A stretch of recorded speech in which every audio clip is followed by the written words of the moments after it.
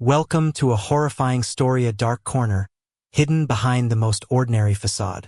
Before we dive deep into the abyss of truth, make sure you've hit subscribe, like, and share so you won't miss any of the gripping stories we bring in the future. Your support is the driving force that allows us to continue creating dramatic and thought-provoking content. Now, take a deep breath because the story I'm about to tell you is not a dream. It is a real nightmare that once shook America. A chilling reminder that evil sometimes wears the face of a friendly colleague. The fluorescent lights of Ascendant Solutions hummed with a monotonous rhythm, casting a sterile glow over cubicles filled with the drone of keyboards and the hushed murmurs of ambition. It was a typical Monday morning in downtown Chicago, a concrete jungle where millions of lives intersected, each a universe unto itself, largely unseen, often unknown. Michael Thompson was one such universe, perfectly camouflaged within the corporate nebula. He was, by all accounts, unremarkable. Medium height, slender build, nondescript brown hair perpetually parted neatly to the side. His suits were always clean, pressed, and just a shade too conservative for the modern office. His smile was polite, his demeanor agreeable, his contributions to team meetings always measured, if a little anemic. He was the kind of person you'd forget 5 minutes after meeting, a placeholder in the vast tableau of office life. He worked in financial analysis, a role perfectly suited for someone who valued precision over personality, data over discourse. For 6 years, Michael had blended seamlessly into the fabric of Ascendant Solutions, a company that prided itself on its family atmosphere and cutting-edge innovation. No one, not a single soul among the hundreds who passed him in the hallways, shared a coffee break with him, or received his meticulously formatted reports, ever suspected the chilling void that festered beneath his pleasant, placid exterior. Today, however, the mundane rhythm of Ascendant Solutions was about to be shattered, irrevocably and violently. Michael arrived promptly at 8:45 a.m., 15 minutes before his official start time, a habit he maintained with religious fervor. He nodded to Brenda, the cheerful receptionist, who barely registered his presence beyond a perfunctory "Morning, Michael." He took the elevator to the 14th floor, sharing the ascent with a cluster of boisterous sales reps, their laughter echoing a world he merely observed, never truly participated in. He reached his cubicle, precisely 14B7, and methodically powered on his computer, the gentle whirring of the machine a comforting sound in the pre-work silence. He sipped his lukewarm coffee, black, no sugar, a ritual he found oddly centering. Around him, the office slowly stirred to life. Sarah Chun, a marketing associate with a bright smile and an infectious laugh, was already at her desk, animatedly recounting her weekend to Kevin, a junior accountant. David Harding, Michael's direct supervisor, a man whose ambition was only outmatched by his ego, strode in, his expensive leather briefcases slapping against his leg as he barked orders into his Bluetooth headset. Emily Vance, a quiet but sharp data scientist, hunched over her screen, already deep in complex algorithms. Michael watched them all, a faint, almost imperceptible flicker in his eyes, like a predator observing its unsuspecting prey. He knew them intimately in some ways, superficially in others. He knew their habits, their routines, their minor annoyances, and their major vulnerabilities. He knew who stayed late, who came in early, who went for a smoke break at precisely 10:15 a.m. Michael, of course, knew more than anyone else. He knew the layout of the office, every hidden camera blind spot, every rarely used stairwell, every access code, every shift in cleaning staff schedules. He knew the building better than its own security personnel. His blandness was his shield, his invisibility his greatest asset. He was the ghost in the machine, the phantom in the cubicle farm. At 9:03 a.m., the first disruption occurred, small and easily dismissed by most. The server room, a high-security area on the 14th floor, suddenly went offline. A ripple of frustration spread through the office. David Harding, red-faced, immediately began shouting for IT. "Jenkins, get down here. My reports are due." Michael, meanwhile, sat calmly, his fingers still poised over his keyboard, a ghost of a smile playing on his lips. He knew Jenkins wouldn't be coming. Not today.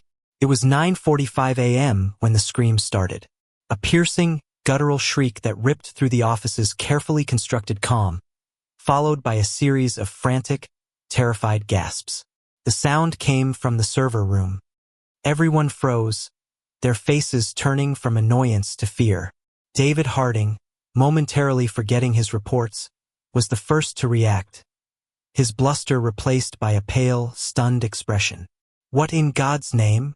Michael, however, moved with a controlled, deliberate pace. He stood up from his cubicle, walked to the edge of the open-plan office, and peered towards the server room door. His expression one of feigned curiosity, a perfect mimicry of his bewildered colleagues. He watched as Sarah, her face ashen, stumbled out of the server room, her hand clapped over her mouth, her eyes wide with unspeakable horror. She pointed a trembling finger back inside, unable to form words. Then Brenda, the usually cheerful receptionist, appeared, having rushed up from the lobby, her face crumpled in panic. "Someone called security," they said. Her voice trailed off, her gaze fixed on the server room. Suddenly, two figures burst from the main stairwell. Security guards, their faces grim, their radios crackling. They pushed through the stunned crowd, their eyes darting nervously. One of them, a burly man named Frank, cautiously opened the server room door wider. The collective gasp that followed was deafening. Inside, sprawled across the cold, tiled floor, was the lifeless body of Mark Jenkins, the lead IT technician. His eyes were wide open, staring blankly at the ceiling, his hands clutching at a crimson stain blooming across his crisp white shirt. A pool of blood spread around him, catching the harsh glare of the fluorescent lights. The scene was gruesome, a stark, terrifying tableau that instantly transformed the sterile office into a chamber of horrors. Chaos erupted. People screamed, some began to cry, others stumbled backward, their minds struggling to process the image. David Harding turned green, rushing to the nearest trash can to vomit. Sarah was sobbing uncontrollably, clutching Kevin's arm. Amidst the pandemonium, Michael remained still, a silent observer. His eyes, however, were not fixed on the body or the terrified reactions of his colleagues. Instead, they meticulously scanned the room, noting the positions of everyone, the pathways of escape, the reactions of the security guards.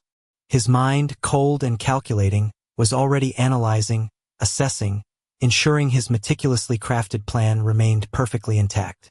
The police arrived swiftly, sirens wailing in the distance, growing louder until they filled the entire building. Detectives Miller and Reyes, a seasoned veteran and his ambitious junior partner, were the first plainclothes officers on the scene. Detective Miller, a man in his late 40s with tired eyes and a perpetually rumpled suit, surveyed the scene with a weary sigh. He'd seen too much of this. Detective Reyes, sharp-eyed and energetic, took notes furiously, her gaze missing nothing. They cordoned off the 14th floor, interviewing every single employee, their questions probing, their expressions grim. "Did you see anything? Hear anything? Notice anyone unusual?" Michael, when his turn came, answered with practiced calm. "No, detective. I was at my desk working. Heard the scream like everyone else. It was shocking." His voice was steady, his eyes meeting Miller's without a flicker of deceit. He offered a polite, helpful suggestion. Jenkins was always complaining about a broken lock on the back server cabinet, the one near the emergency exit. Maybe someone got in that way? Miller nodded, making a note, completely unaware that Michael had been the one to meticulously loosen that specific lock weeks ago. The initial investigation yielded little. No forced entry, no obvious weapon, just a meticulous, brutal murder in a seemingly secure office building. The killer had left no prints, no hair, no fibers. It was as if a ghost had committed the crime. The office, once a symbol of corporate productivity, became a crime scene, a labyrinth of suspicion and fear. Employees were sent home, the company closed for the day, a chilling silence descending upon the normally bustling floors. Michael walked out of the building with the crowd, his face etched with a convincing performance of shock and sorrow. He exchanged hushed, worried glances with his colleagues, shared a few sympathetic words with Sarah, who still looked traumatized. "It's just awful, isn't it?" he murmured, his voice carefully modulated to convey empathy. Sarah nodded, too distraught to respond cohering. As he drove home, the city lights reflecting in his windshield, a subtle shift occurred within Michael. The mask of mundane sorrow slipped, revealing a glint of something cold, something almost triumphant. He wasn't just observing anymore, he was savoring. The chaos, the fear, the disruption, it was all his design. Mark Jenkins had been an inconvenience, a small, irritating cog in the corporate machine who had once mildly chastised Michael for a late report. A minor slight, certainly, but in Michael's warped perception, a justification. He drove to his anonymous apartment, a sanctuary of sterile order, where a hidden compartment in his closet held the true trophies of his work. Meticulously categorized news clippings of past, unsolved crimes, and a growing collection of mementos from his victims. He carefully cleaned the small, specialized blade, barely a whisper of a weapon, that had dispatched Jenkins. The city, unaware, continued its ceaseless thrum. But within the walls of Ascendant Solutions, a seed of terror had been planted, watered by blood, and it was about to blossom into a full-blown nightmare. Everyone was a suspect, everyone was afraid, and the killer, the unassuming, unremarkable Michael Thompson, was already planning his next move, enjoying the thrilling, intoxicating game he had just begun. The hunt had just started, and the prey was everywhere. The city of Chicago, usually a symphony of ambition and commerce, now hummed with a different, more ominous tune, fear. The media had christened the perpetrator the Ascendant Killer, a moniker that perfectly captured the terrifying reality of a predator operating within the seemingly safe confines of corporate America. Ascendant Solutions remained shuttered, a ghostly monument to two brutal murders, its sleek glass facade now reflecting a city gripped by anxiety. Detectives Miller and Reyes, their faces etched with exhaustion, lived and breathed the case. Sleep was a luxury, replaced by endless cups of stale coffee and the relentless pursuit of an invisible enemy.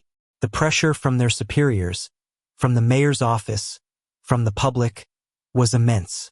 They had two victims, Mark Jenkins and Emily Vance, both meticulous, both seemingly without enemies, both dispatched with chilling efficiency within a high-security office building. The killer was clearly intelligent, methodical, and chillingly anonymous. "We're looking for a ghost, Reyes," Miller muttered, running a hand through his thinning hair as he stared at the enlarged photo of the 14th floor layout. No forced entry, no weapon, no prints, no witnesses who saw anything useful. Just two bodies and a whole lot of panic. Reyes, however, was not one to give up. Her sharp eyes scanned through reams of forensic reports, looking for the smallest anomaly. "Miller, look at this again," she said, tapping a section of Emily Vance's autopsy report. "Trace evidence. A microscopic synthetic fiber. Lab says it's a type of polymer blend, extremely rare. Used in specialized industrial clothing, high-end filtration systems, maybe some experimental medical gear. Not something you'd find on your average office worker." Miller squinted. "You think our killer's a surgeon moonlighting as a serial killer? Or someone with access to it?" Reyes countered. "What if it's from something they wear, or something they use to clean up, or even a specialized tool?" The lab found a similar, fainter trace on Jenkins, but it was dismissed as cross-contamination. Now, with a second victim, it's a pattern. The fiber became their new obsession, a fragile thread in a bewildering labyrinth. They began cross-referencing employees with any known profession or hobby that might involve such materials, but the list was long and yielded no immediate suspects. Meanwhile, Michael Thompson was thriving in the chaos. He played the role of the traumatized colleague to perfection. He attended virtual support groups, sharing carefully rehearsed anecdotes of his fear and sorrow. He kept in touch with other colleagues, especially Sarah Chun, whose initial trauma had now morphed into a gnawing suspicion. Sarah couldn't shake the memory of Michael's unnerving composure. While everyone else was screaming or vomiting, Michael had been unnaturally still, his eyes scanning the room with a detached, analytical gaze. The image haunted her. She tried to dismiss it, to tell herself it was just her mind playing tricks. But the feeling persisted. She remembered him in the break room, listening intently to office gossip, never contributing much, but always absorbing. She recalled a time when Emily Vance had gently corrected Michael on a data interpretation in a team meeting, causing him to visibly stiffen, though he quickly recovered with a polite nod. Small things, easily overlooked, now magnified in the brutal light of two murders. Michael, sensing the subtle shift in office dynamics, even without being physically there, subtly planted seeds of doubt himself. In a virtual group chat, he innocently brought up David Harding's recent financial troubles, implying Harding was under immense pressure. He was always so stressed, wasn't he? Maybe the stress got to him? He typed, watching the reactions. Harding, with his abrasive personality and known ambition, was an easy target for suspicion.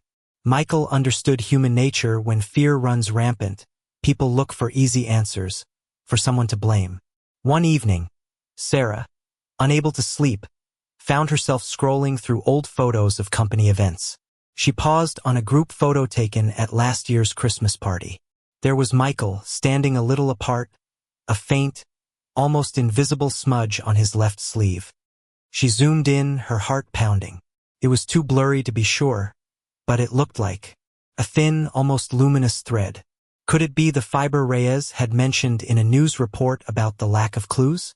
She dismissed it as wishful thinking, but the image lodged itself in her mind. A few days later, Detective Reyes, following up on a lead about industrial suppliers, visited a specialized chemical and polymer distribution warehouse on the outskirts of the city.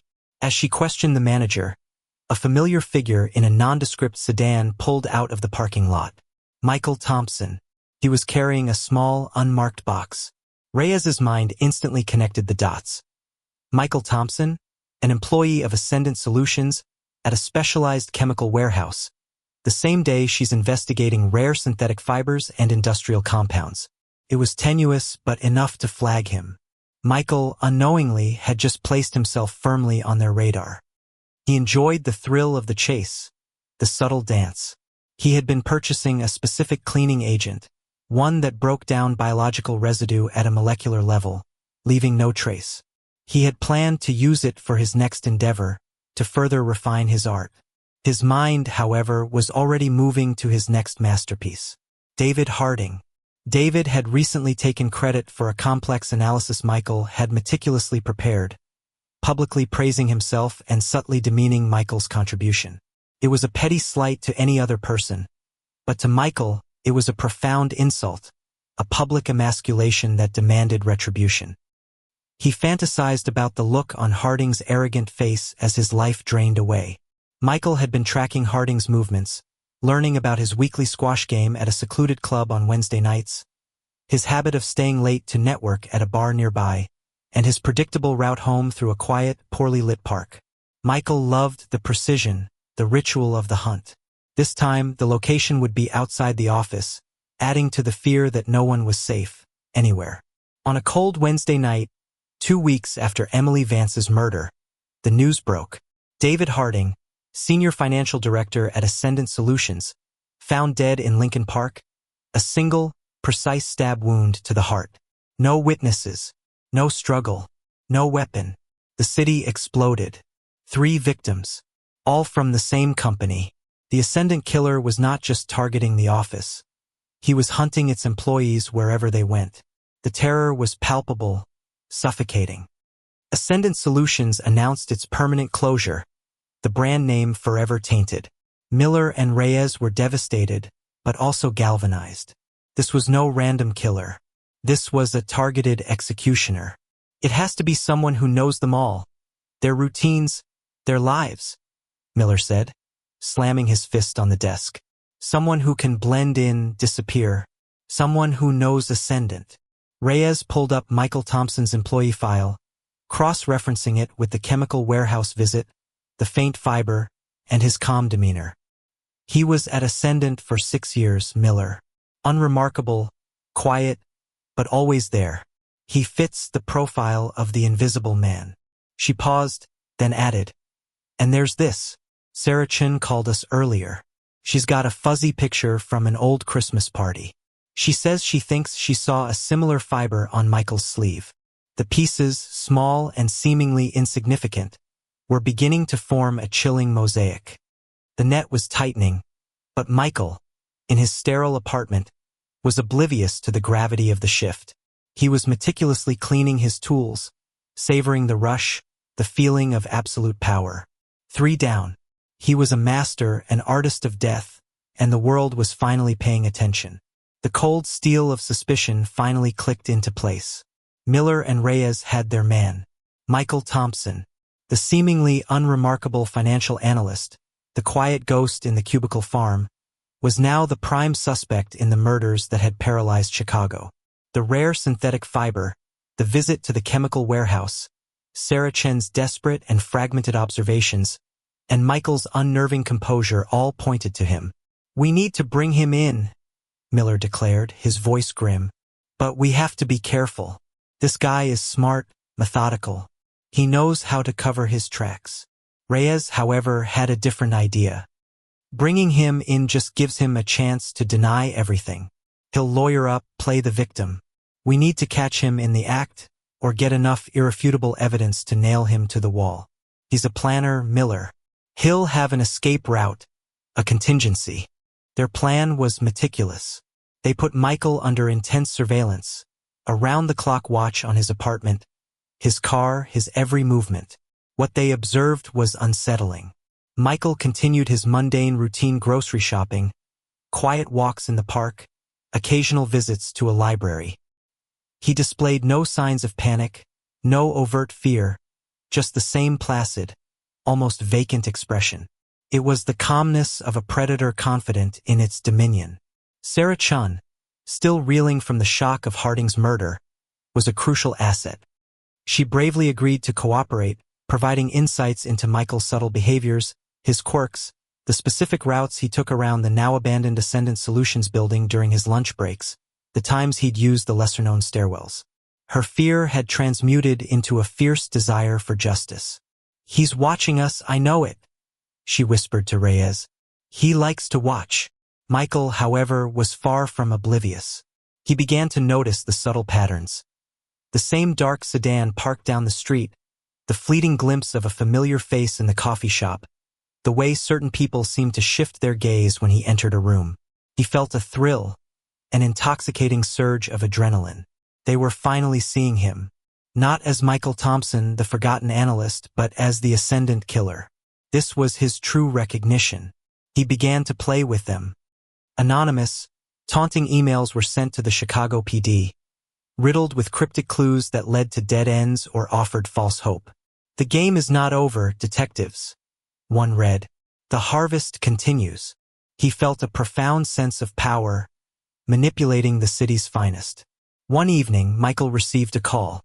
It was Sarah. "Michael," she stammered, her voice shaking. I think I saw someone watching me near my apartment. I'm so scared. Could you meet me? I just need to talk to someone from the office. Someone I know." It was a trap, a desperate gamble orchestrated by Reyes. Michael knew it. He could hear the tremor in her voice, but also the underlying determination. He smiled. This was perfect. The final act. He would meet her, but not on her terms. "Of course, Sarah," he said, his voice as calm and reassuring as ever. "I understand. How about the old Ascendant Solutions building? The main lobby. It's empty, quiet. We can talk there without anyone listening in." He chose the place where it all began, his kingdom. Miller and Reyes's hearts pounded. It was risky. The building was abandoned, a potential death trap. But it was their best chance. They set up a perimeter, snipers on adjacent rooftops, SWAT teams hidden inside and around the building. Sarah, wearing a wire, entered the cavernous, eerily silent lobby. Dust motes danced in the slivers of moonlight filtering through the high windows. The silence was deafening, the air thick with tension. Michael arrived precisely on time, emerging from the shadows near the old security desk. He looked exactly as he always had: neat suit, calm demeanor, a slight, almost sympathetic smile. "Sarah," he said, his voice soft, "you look distraught. Come, let's sit." As they sat on a dusty, abandoned sofa, Michael's eyes scanned the empty space. He knew the building better than anyone. He knew the blind spots, the hidden alcoves. He saw the glint of a sniper scope reflection on an opposite building, the faint rustle of a bush where a hidden officer lay. He knew they were there. He reveled in it. "Michael," Sarah began, her voice trembling, I know you were there that day. When Mark died, I saw you. You were so calm. And Emily and David. It just doesn't make sense." Michael chuckled, a low, unsettling sound that echoed in the vast lobby. "Doesn't it, Sarah? Does anything truly make sense in this world of endless cubicles, endless reports, endless mediocrity?" He leaned closer, his eyes finally losing their placid mask, revealing the chilling void beneath. "They were all so small, Sarah, so utterly insignificant. Mark, complaining about a broken lock. Emily with her petty corrections. David, stealing credit, puffing out his chest like a peacock. And you," Sarah whispered, her voice barely audible. "Me?" Michael's smile widened, a truly terrifying sight. "I was the invisible man, the one they never saw, never acknowledged, the one who brought them their coffee, polished their data, ensured their systems ran smoothly. I was the silent engine, the foundation, and they walked all over me, never once looking down." His voice began to rise, gaining a chilling fervor. "But I made them see me, didn't I, Sarah? I made the entire city see me. I imprinted myself on their history, stained their pristine corporate image with my truth." Just then, Miller's voice crackled through Sarah's hidden wire. "Thompson, we have you surrounded. It's over. Put your hands up." Michael didn't flinch. He looked directly at Sarah, a strange, triumphant gleam in his eyes. "You see, Sarah? They know my name now. They remember me." He pulled out a small, specialized blade, the same one he had used before, from an inner pocket. Not to attack Sarah, but to make a final, defiant statement. "I am Ascendant," he declared, his voice ringing with a terrifying conviction. "And I ascend over you all." As SWAT teams burst into the lobby from all directions, their flashlights cutting through the darkness, Michael didn't resist. He simply stood there, the blade held loosely in his hand, a serene, almost blissful expression on his face. He allowed himself to be cuffed, the metallic click echoing through the now chaotic space. He had achieved his purpose. He was no longer invisible. The trial of Michael Thompson, the Ascendant Killer, became a national sensation. Psychologists debated his motives. The media dissected his mundane life, and former colleagues grappled with the terrifying realization that evil had worn the most ordinary of faces. He was found guilty on all counts, sentenced to life without parole. In prison, he remained eerily calm, never expressing remorse, often smiling to himself as he read news clippings about his case, reveling in his infamy. Detectives Miller and Reyes, hailed as heroes, carried the weight of the case for the rest of their lives. The face of Michael Thompson, the unremarkable man who became a monster, would forever haunt their dreams. Sarah Chun, traumatized but resilient, eventually left Chicago, seeking a life where the shadows held less dread. The Ascendant Solutions building stood empty for years, a dark, silent monument to the fragility of security and the insidious nature of hidden malevolence. The story of Michael Thompson, the office worker turned serial killer, became a chilling urban legend, a stark reminder that sometimes the most dangerous demons aren't found in the dark alleys or forgotten corners, but right beside you, in the sterile hum of an office, behind a polite smile, waiting for their moment to ascend.